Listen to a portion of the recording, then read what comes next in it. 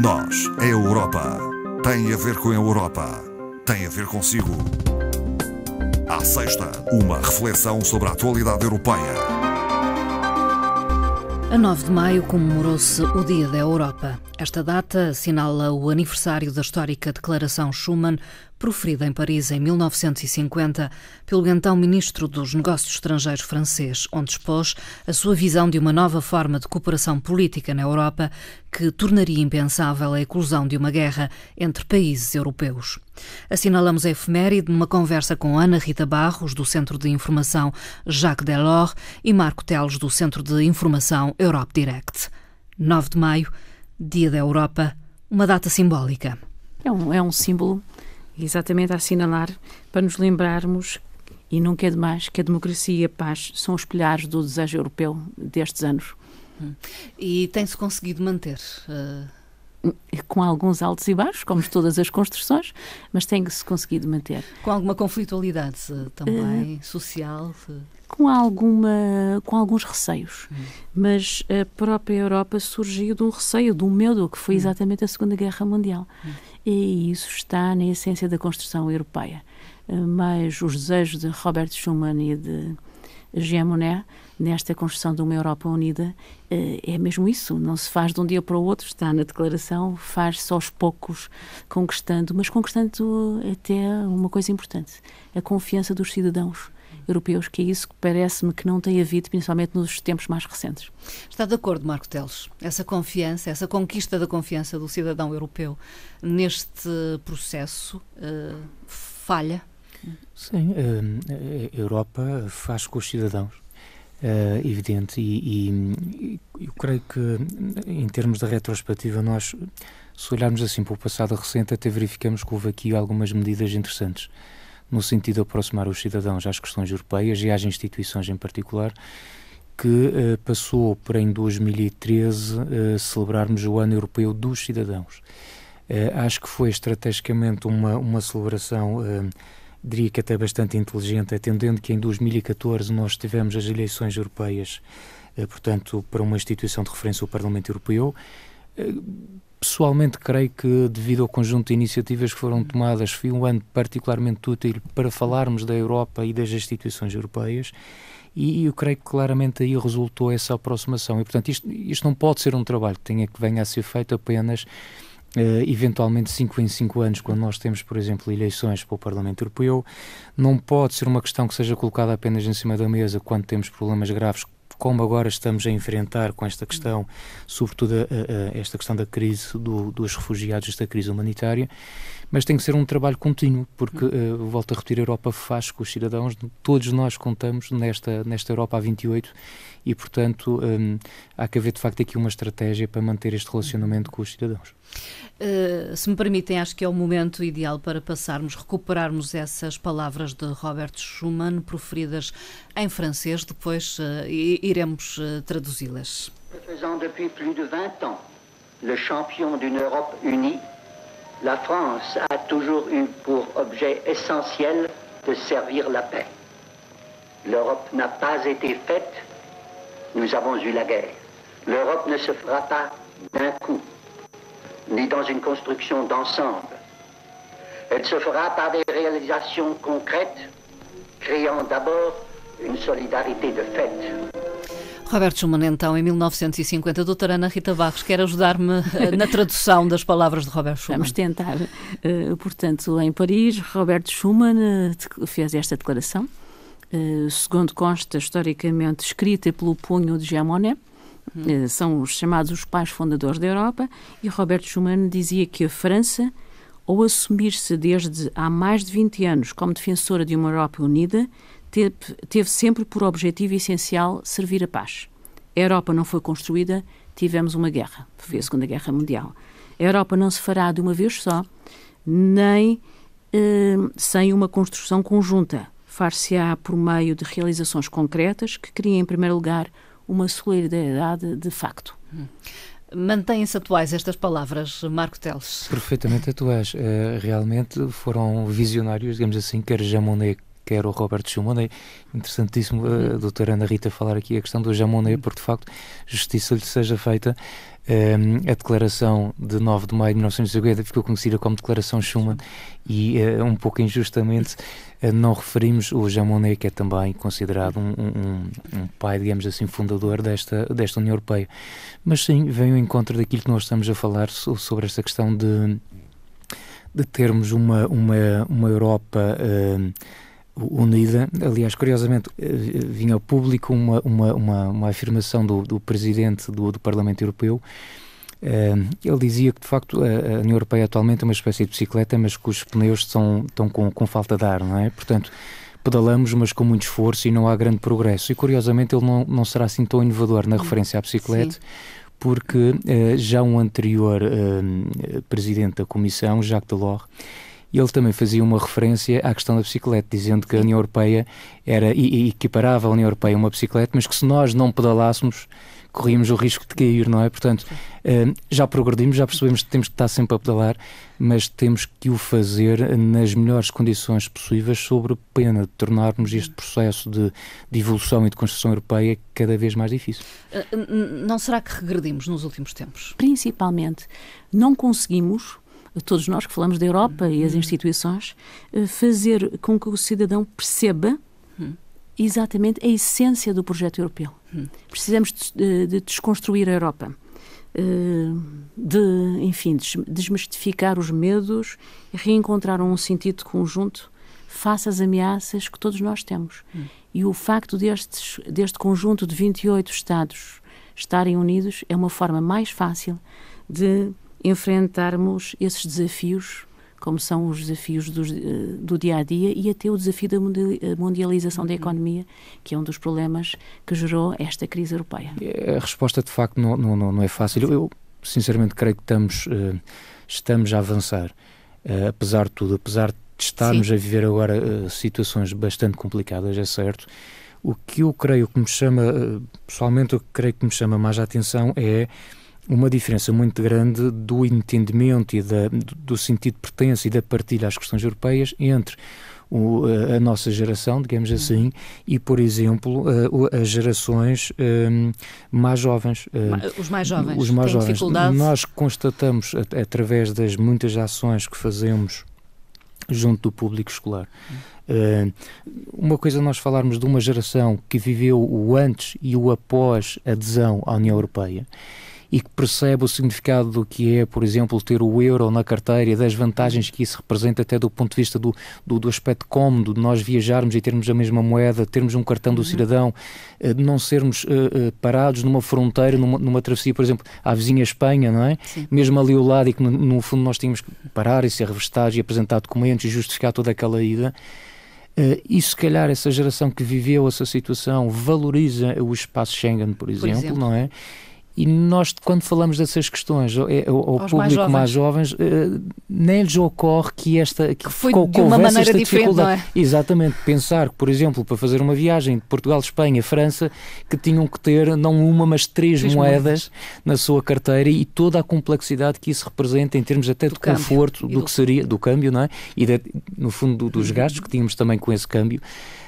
E, portanto, eu acho também aqui nós temos que ser capazes de insistir em conseguir mandar essa mensagem, transmitir esta mensagem às gerações mais jovens, tentar-lhes dizer um bocadinho como é que eram as coisas antes de nós entrarmos na União Europeia.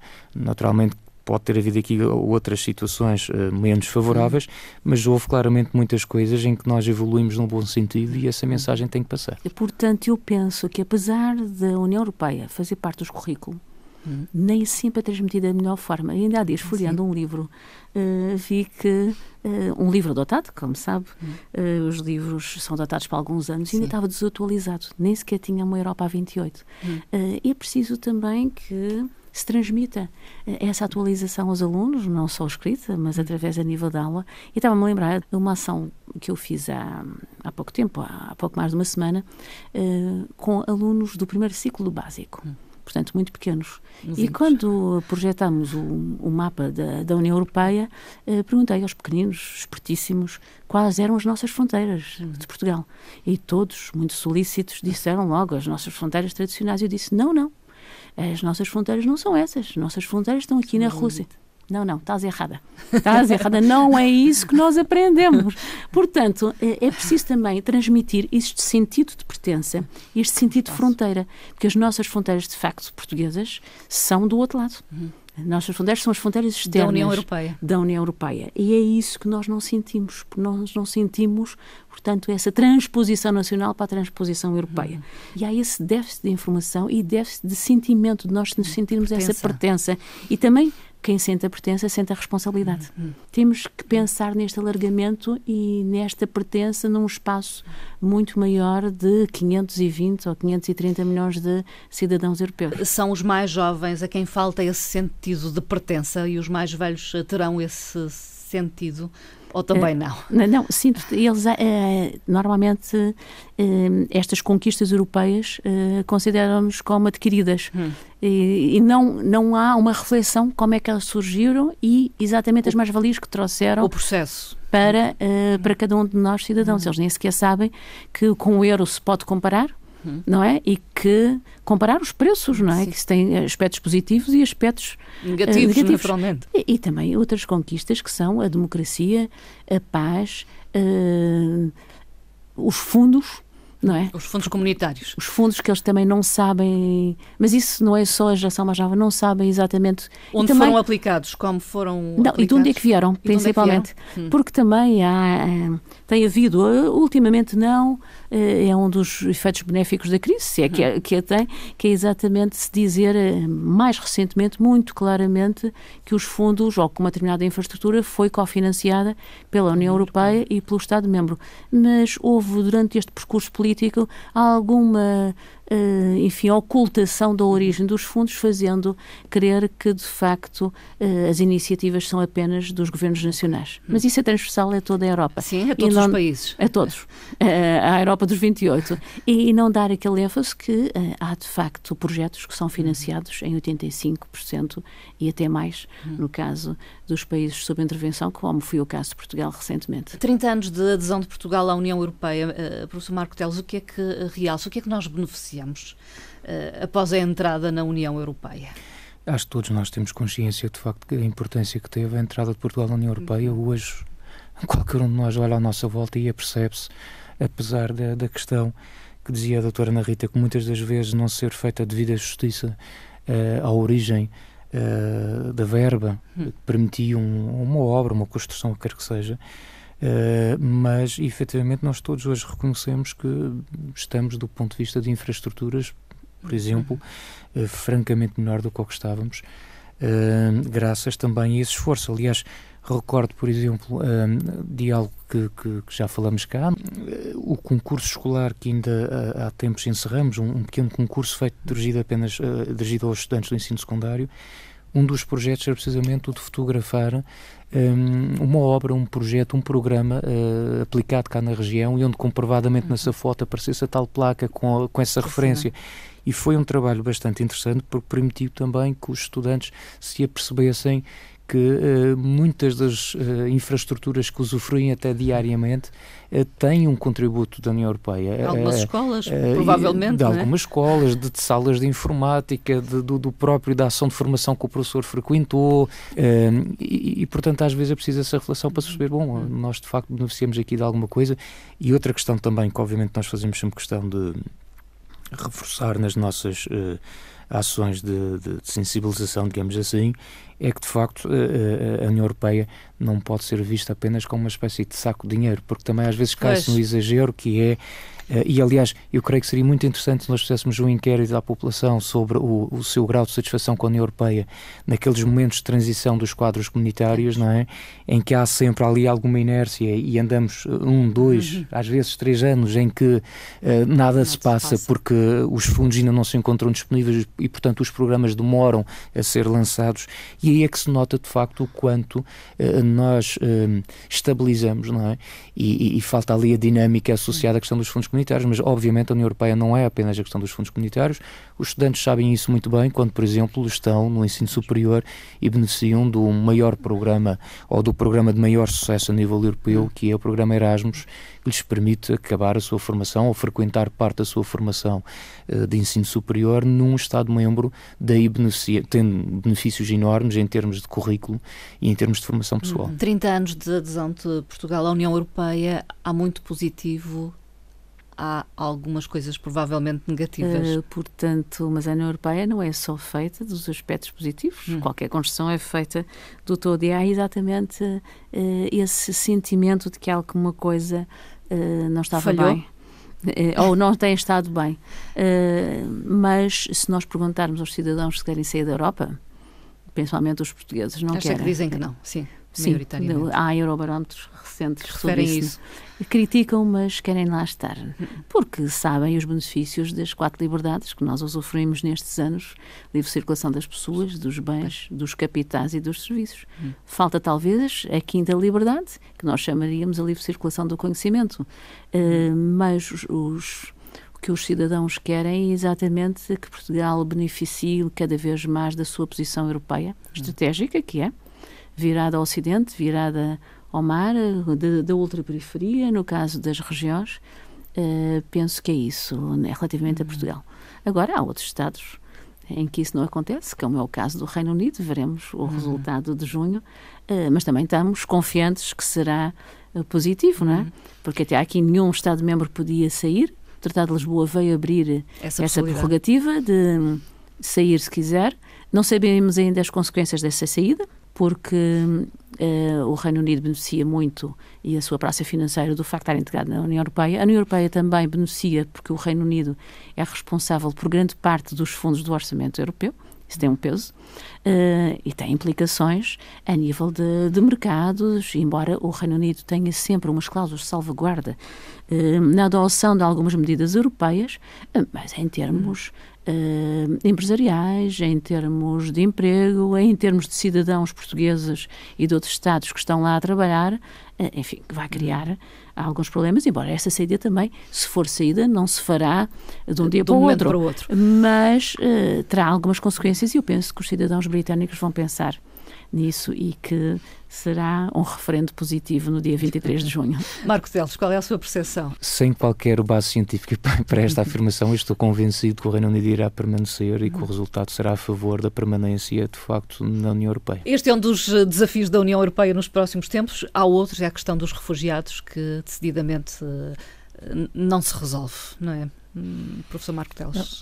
Vai-se resolvendo, não é, aos poucos, mas claramente, na minha opinião, já o disse várias vezes, é claramente o maior desafio que a União Europeia tem pela frente. Se calhar o maior desafio que alguma vez teve.